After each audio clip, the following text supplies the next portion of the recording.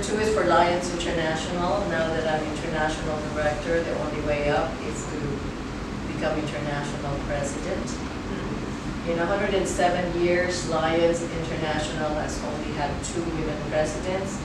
One is from Canada, and they're all white, 2 of the presidents. We only had 1 African-American president, Doug Alexander from New York. So there's only been 2 women presidents. One is from Iceland, and the other one is from Canada. So I want to be the first woman president from Asia, the first woman of color to become president in a mostly white organization. So that's my goal for Lions International. And I'll be eligible to run for that in 2 years. And the last is I want to be a grandma. I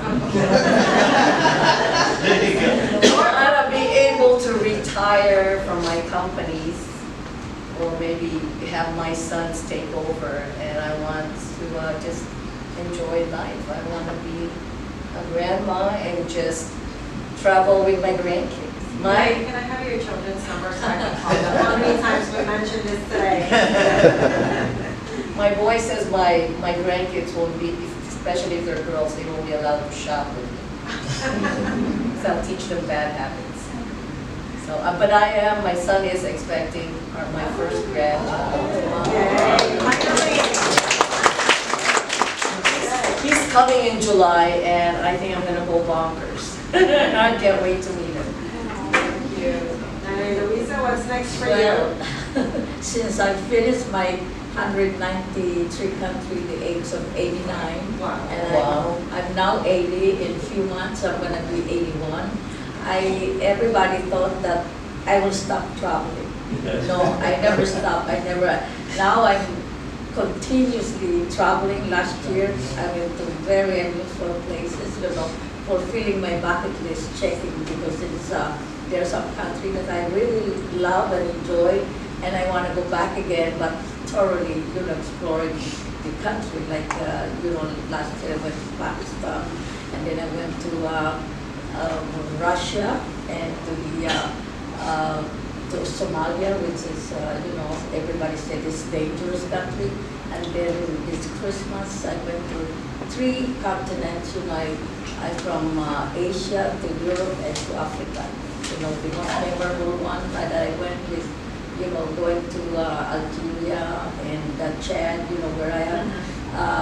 Did the camping for 14 days, and under the desert, the Sahara Desert, it's cold at night, without any bath, taking baths, showers, and no bathrooms, Just enjoying the beauty of the nature, Yeah. So that's my goal, to continue. And next month I'll be going to New York, I'll be giving recognition by the PADA, which is a Pacific Area Travel Organization, and the Philippine Tourism, in New York. We're going to give me an award, for my accomplishment. And then from there, I'm going to go to Vienna to do some river cruises, for conferences, and which I belong to some association of the travel industry. And so on. And then after that, I'm going to go to Uzbekistan, Tajikistan, Kyrgyzstan, as a repeat, and I want to go to places that I miss and in my bucket list. And then I go to Ethiopia, to go to some of the tribes, So I have so many, plans and goals in life.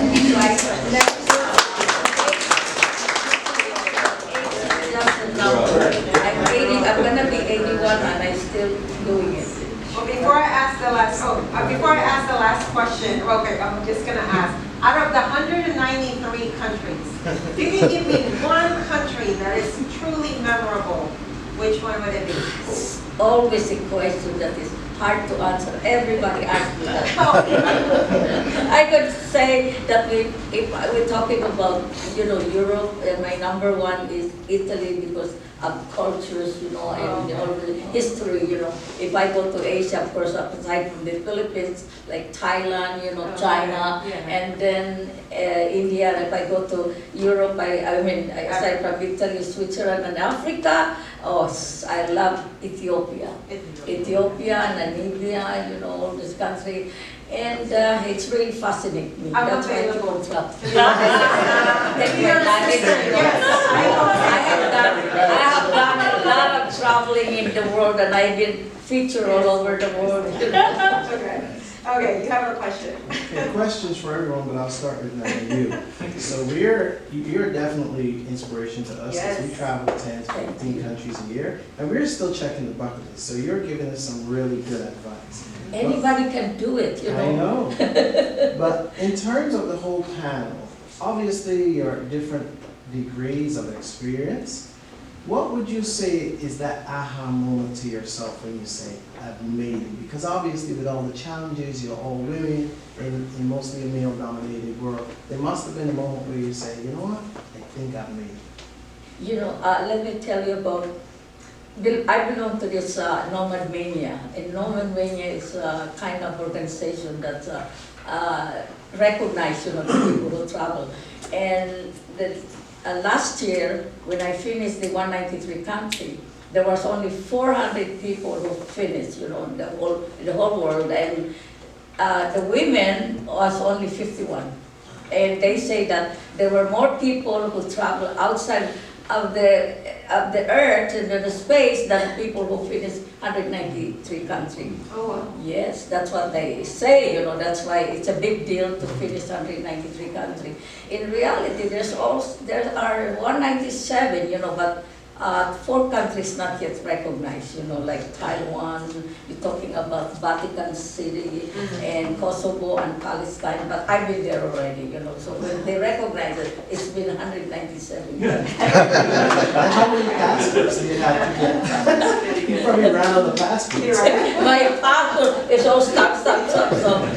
And the most difficult, I haven't talked about it, the challenge that I have to go through by traveling to all this country, is about the visa, It's so challenging, very difficult, especially in Africa, because it's so many, process, waiting, and you don't know when you're gonna get passport. Sometimes you're leaving tomorrow, your passport's not yet there, It's make your heart, beat, because you already paid all these things, And also when I finished in my last country in the South Pacific, I have to encounter a lot of problems with the weather, typhoon in Guam, so I have to cancel everything and I have to reroute, and it's become costly, expensive, because we have to buy new tickets and their tickets are non-refundable, That's how difficult it is, But it's wonderful.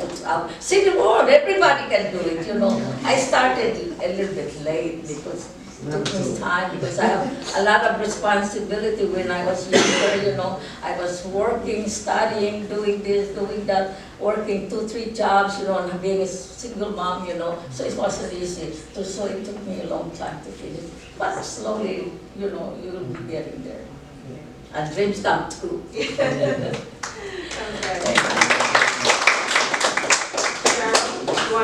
You want to ask the question again?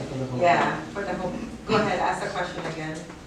At what point in your career did you say to yourself, okay, I've made it? And I just want to add to that, because he pointed out that the panel's women, but I actually want to add women of color. So all of you guys. So Cheryl, let's start with you with that one. For me, I haven't really had that aha moment, just because I'm all about growing. I want to grow constantly, and it's all about growth for me, and I want to learn. So I don't want to get too comfortable, because I feel like that's when you kind of lose sight and just be stagnant. And I'm trying not to be that. So I'm constantly wanting to make it. So I'm still climbing. But definitely when I knew that I wanted to kind of just focus on what I want to focus on, it's all about just being happy for me. So when I realized that I'm I could spend all day just doing this and not even realize the time was passing, that's when I kind of knew this is what I gotta stick with. That's good. Thank you. Aha moment. I believe my aha moment is when I know in my mind that whatever I put in my mind, whatever goal that I want to do for myself, I can do it. That is my aha. When I have achieved so many things that I set for myself, me achieving those give me that aha moment. Okay, this is possible. As long as I'm willing to do it and put in the work, it's possible. And for me, that's most important than anything. Great. I think, keep thinking I've reached my aha moment because I think I've come full circle. I think when you can look at yourself and say, I'm truly happy, like now, I'm truly happy, I love my job, I love what I do for Lions, traveling all over the world and speaking to people and meeting new people every weekend. Actually, I don't have a free weekend, I just squeezed this in this weekend. I just came from Morocco, some horror story there. And every time I keep thinking I've come full circle because I'm at this point now where I could go whenever I want. I can leave my businesses to my managers and they're good. And every time I think, you know what, I want to retire, but then there's always something, one more thing I want to achieve, and that will never stop because I think when you retire is when you die because you'll suffer brain rot. And that's why I love what she does. Because when I retire, I'll be traveling. You'll never catch me home. And I'll bring my grandkids with me. That's when the next aha moment comes, right? When the birthday is born, there you go. But Okay. I don't think I'll ever get there because like she said, I'll never be content just staying at home and not doing anything. I have to be at Mach speed. I had an article written about me and it says I drink jet fuel for breakfast and that is so true. You know, I have a t-shirt that I wear to bed. It says, you know, if you can't run with the big dogs, you stay on the porch. And that's exactly how I think. If you can't run with me, you better step aside. Thank you, thank you. We do have one question here though, It is for gonna the be quick. panel. This is Okay, for it's gonna be Natalie, quick. Luisa. Okay. What are some of the most valuable lessons that you learned throughout your extensive travel? Oh, I learned that everywhere I travel, people are the same. They have the same dream, you know, to have a good job, to be with their family, to be with their own culture. Okay. That's great.